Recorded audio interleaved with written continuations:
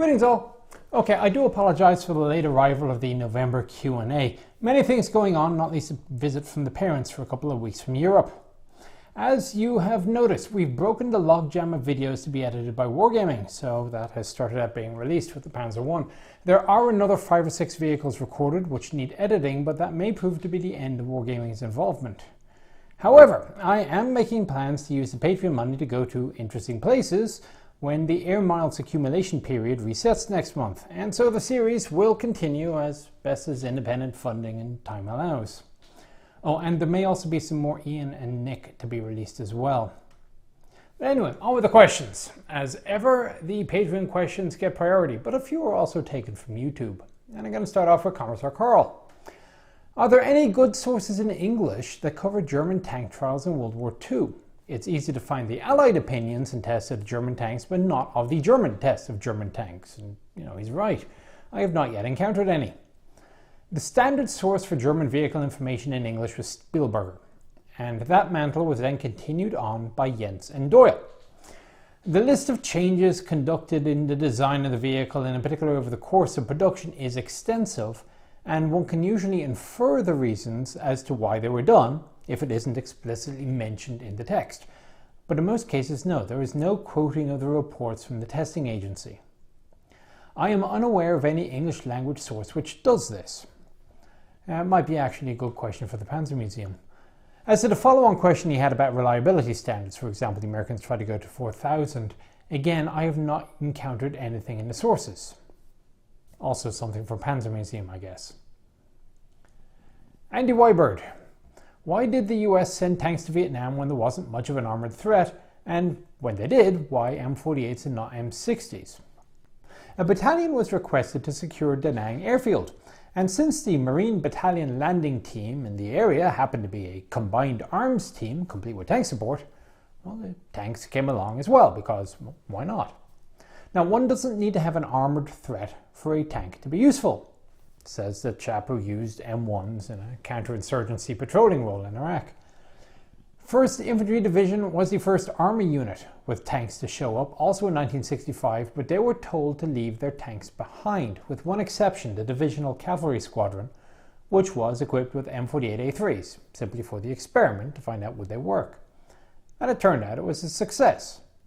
So from that point on, M48s and the related M67 flame tanks were a common fixture.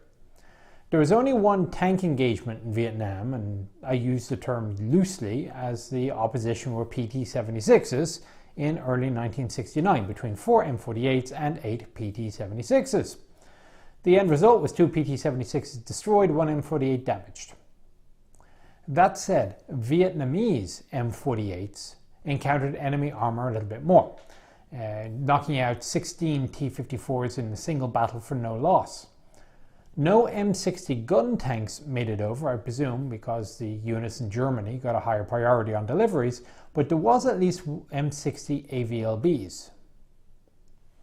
The Australian experience of Centurions in Vietnam also proved positive, although I can't think of a single armoured threat that they went up against. The canister rounds that they carried, however, were highly valued. Andrew wants to know why the British World War II designs seemed generally inferior to most of their contemporaries, even though in the 20s and 30s the British led the way in a lot of doctrine. Well, not only doctrine, their designs weren't actually all that bad either. Now, people are going to focus on the infantry tank Mark II, the Matilda II, as being an example of an excellent tank at the beginning of World War II. But in all fairness, for a tank in service in 1939, the British cruisers weren't entirely bad either. You have a 3-man turret, good anti-tank gun, compact engine design with rear drive, radios, all of the features you want, at the cost of perhaps not enough armour.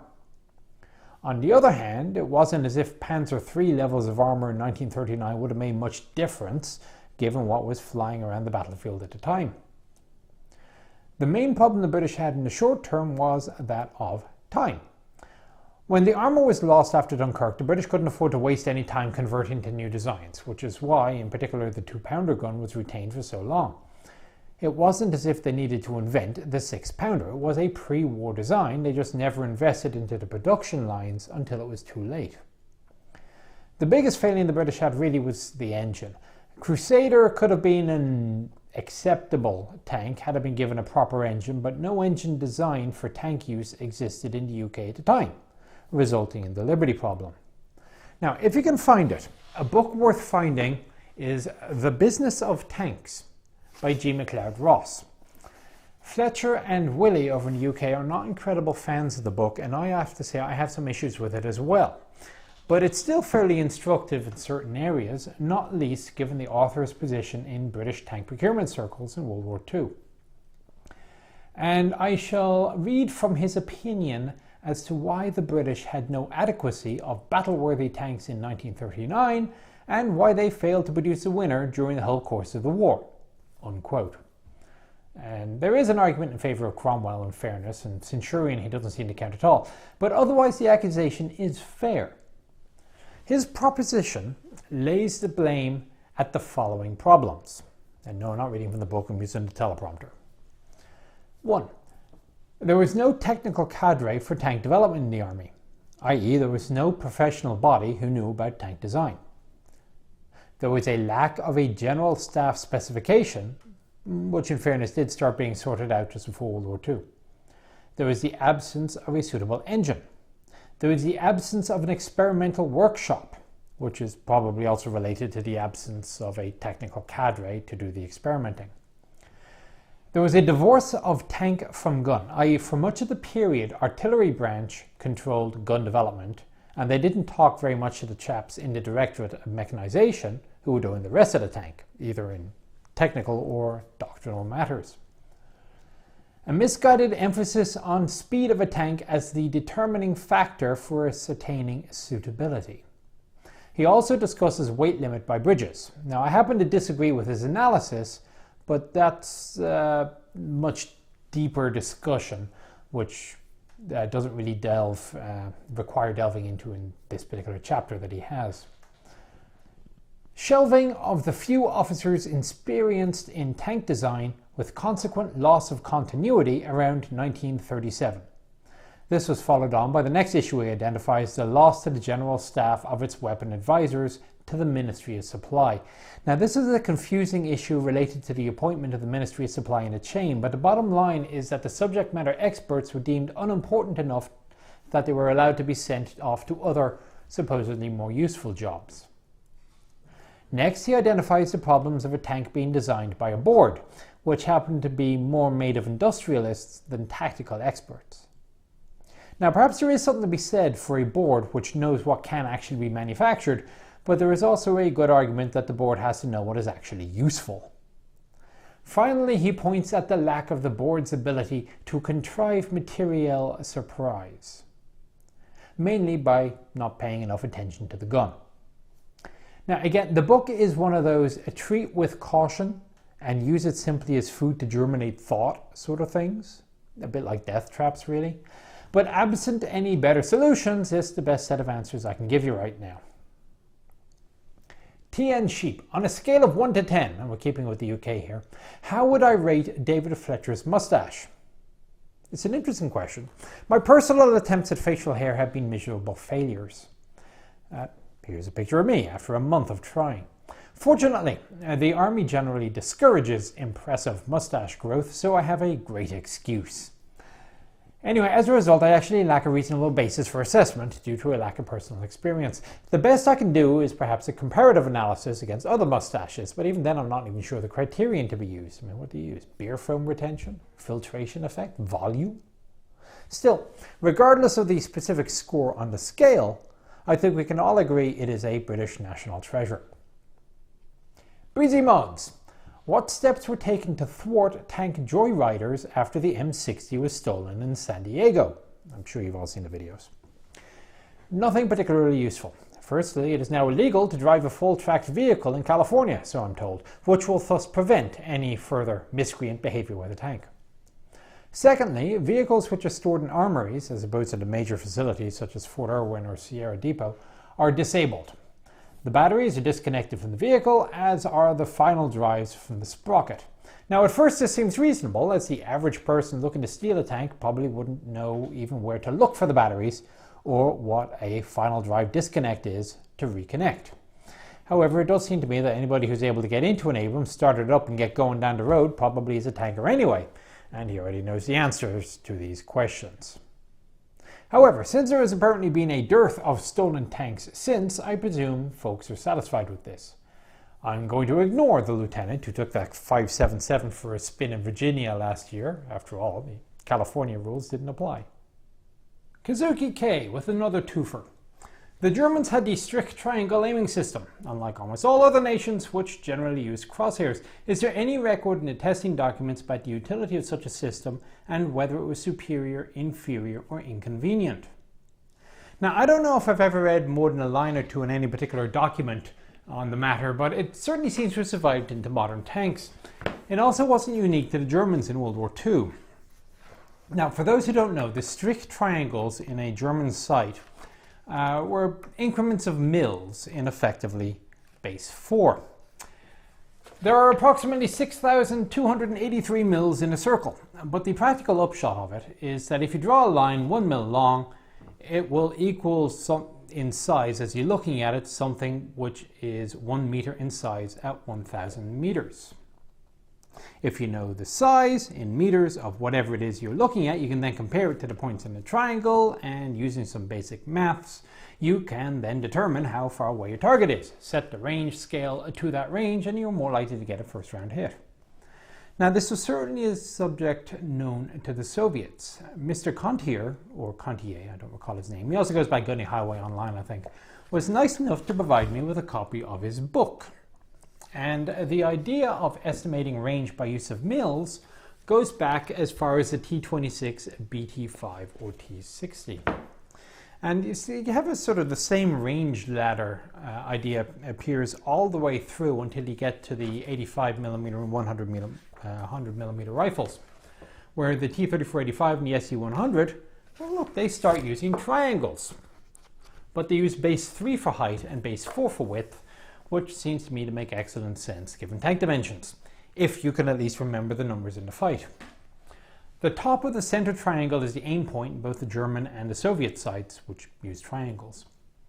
Even the humble Sherman sight has a mil scale, with the lines being 5 mils apart, which may have made for easier mental arithmetic, but is also a little bit less practical when you're normally looking at tanks that are 6 meters long and 3 wide, or maybe 3 height. I have found a height gauge to be a little bit more functional though, but it doesn't seem to show up in the Sherman sight. The nice thing about the height gauge is it doesn't really matter about target aspect because the height is always going to be the same. However, again, the idea of the mil reticle has not gone away. So even in today's world of laser range finding and with an auxiliary choke sight for range estimation, the reticle on the M1 tank is still designed in mils with a auxiliary range finding function. Messrs. Their Big Game, Mr. Regegadeshinobi, really you couldn't come up with an easier name, and David Ogan are curious as to what books, manuals, etc. to read to get a foundation of modern armor doctrine. Happily, the US Army has made available for public release all of the manuals. Not the technical stuff, the TMs and the gunnery field manuals are still at least nominally restricted, for example, but the general principles are all available, starting at the lowest level platoon, ATP 3-20.15, company team level, ATP 3-90.1, all the way up to how it fits at the highest level, JP 3-0, joint operations. The US Army has also released documents covering the opposition. FM 100-2-1, -2 and -3 cover Soviet doctrine in the late Cold War, but they had to start getting a little bit more generic after the Soviet threat fell away. See FM 7-100.1, 2, and TC 7-100. You can download them all from the Army Publishing Directorate website. I'm pretty sure you can. You can get them anyway, as I say, they're approved for public release. I do not know the equivalent manuals for the other nations, so feel free to chime in the text below. Ezio 896. Why didn't they use LVTs on D-Day?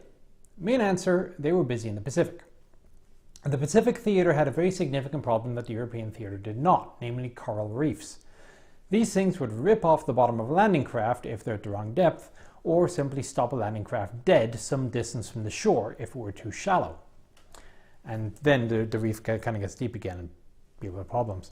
An LVT would have a chance at climbing over the coral and then continuing on to the beach.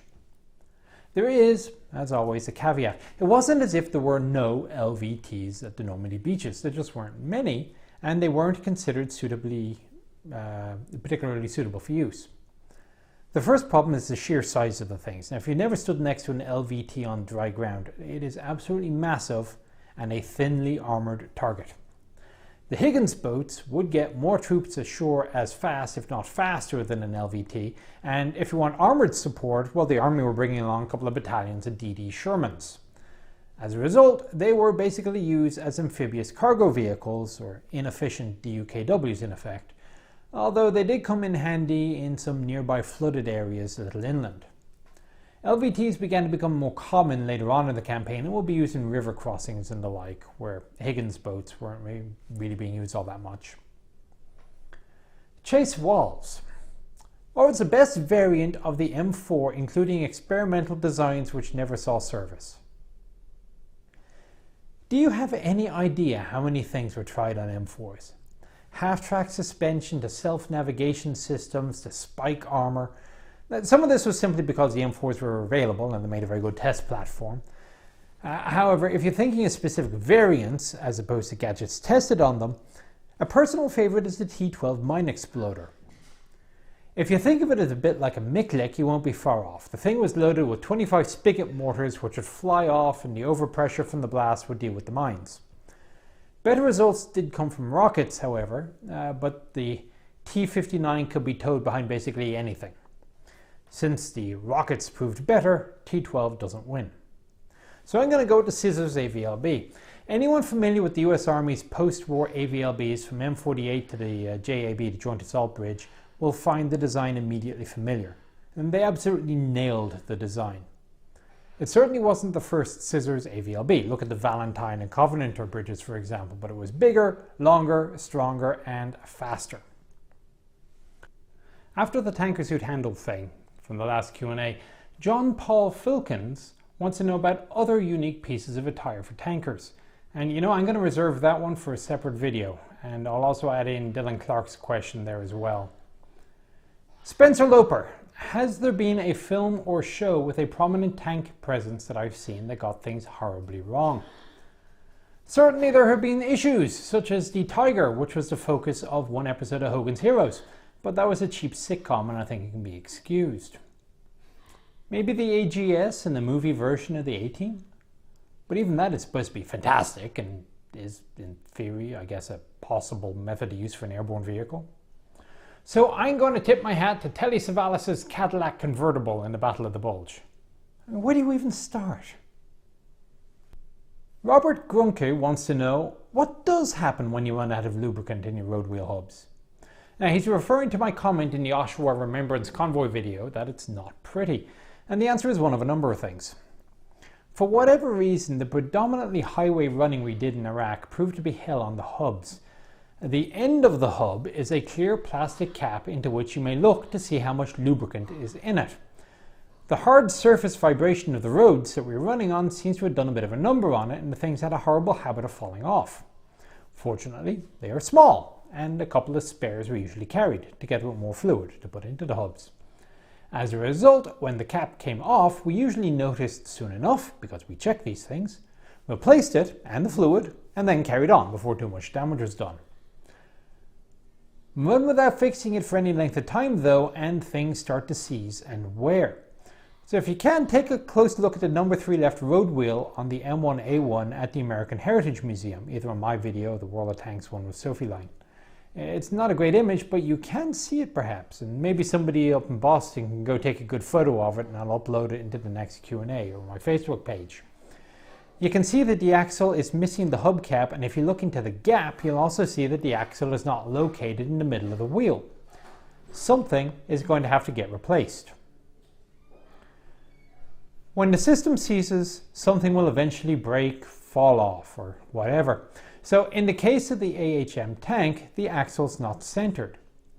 I've seen one axle break where it meets the swing arm, resulting in the road wheel pair detaching from the tank and then the arm dragging along on the track. I've also seen one where to the point that the road wheel pair detaches from the tank, but the axle itself stayed attached to the swing arm, resulting in the axle interfacing with the center guides.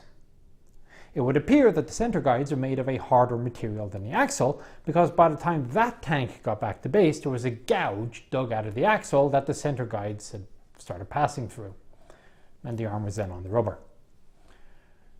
Lots of smoke and smell of burning rubber from that tank as it went past, actually. Now, I had said I had photos, and I do, somewhere. Can't find the bloody things. I've not really looked for them in a decade. Charles Charange. Do I ever see a future without tanks? He's actually thinking power armor, Iron Man, mobile infantry, Starfist, that sort of thing here, which I guess you could count as one-man tanks. Now, unlike those who claim that the development of ATGMs and MPGMs and the like will make tanks obsolete because they can be killed easily, a position, by the way, which I utterly reject, his question proposes the replacement of the tank by another armoured mobile piece of machinery. However, I don't see how the balance will change. Yeah, if you can imagine a power suit increasing the capability and lethality of infantry, can you not imagine what the application of the same technology to a large multi-ton combat vehicle will do to its effectiveness against anything else, to include power suits? Now, I'd like to see one of these power suits, for example, deal with a Mark 33 planetary siege unit. So there we go anyway, end of the November Q&A, delayed, as I say, due to the visit of the parents and my daughter over the Thanksgiving period. Links to the Patreon below if you wish to support, and folks have added a request for a direct PayPal option, which also is below. The Arisen had a question I missed. He wanted to know how much impact the M26 could have had if it was somehow available in large numbers and at a larger level. Or, failing that, if a 90mm Sherman could have been an overall better vehicle than the 76, given that there was no sacrifice of HE capability, as there was when you moved to the 76 from the 75. Probably not a hell of a lot. Let's assume, for the sake of argument, that the T26E3, the version which kind of worked, was somehow able to be produced, say, 6 months earlier. This, of course, completely hand waves away the year of testing and redesign, but we'll go with it. It would have still missed D-Day and most of the slugging that saw the tankers complaining about the lack of a gun. This means that it would have shown up in time for the broken field running across France, which the T26 wouldn't really been great at because of the engine problems. Then you hit reverses at places like Metz, which was fortifications, or the Bulge. However, even at that, there seems little indication that much bigger guns would have made any particular difference. Okay, maybe at Metz, but there was always the option of bringing up TDs or artillery, just as actually happened at the Siegfried line. That said, it is probably fair to say that a percentage of encounters might have gone more in favour of the US forces had the bigger gun and thicker armour been around, especially after pauses which would allow the M26 to keep up. A bit like Tiger, really. Can't say it would have made a huge difference in the final analysis though, as the tank was just one cog in the large machine, and the earlier tank, which made up the majority, seemed good enough for most of it. Small percentage of a small percentage. The part B of this was the 90mm Sherman question. We are again ignoring the fact that the tank couldn't be produced any faster due to not having forecast the need of 90mm gun production suitably far ahead, and thus needing to reopen the line capacity. But again, let's assume that the tank could have been added to the mix. Maybe by sticking the M26 turret onto the M4 hull. There was, in theory, also a proposal for mounting the 90mm into a Sherman turret, but I can't imagine how that would actually work in practice. Again, this goes back to the matter of why Ordnance was reluctant to go with the 90mm gun over the 76 in the first place. In the majority of cases, the 76 was good enough. If you went to the bigger gun, you have slower rounds, longer time of flight, and most importantly, lesser ammunition capacity. Remember, the M36 on the Sherman hull carried less than 50 rounds, and that was without needing any room for bow or coaxial machine gun ammunition. As long as the 76 was adequate for most targets, then there are two arguments in favor for the 90mm. One is the better punch when a hit is scored, The other, the larger bang for the HE round, for which the 105mm was well regarded. The question then to be posed is, how often do those advantages of 90mm find a use versus the advantages of the 76mm over the 90mm? And I suspect, comparatively, not that many more times. Anyway, again, sorry for the delayed Q&A, and watch for this month's Q&A thread shortly on the Patreon page. That's it. Take care. Oh, and apologies for the noise of the dog and wife and so on going on in the background. Occupational hazard of filming in the home office. Take care.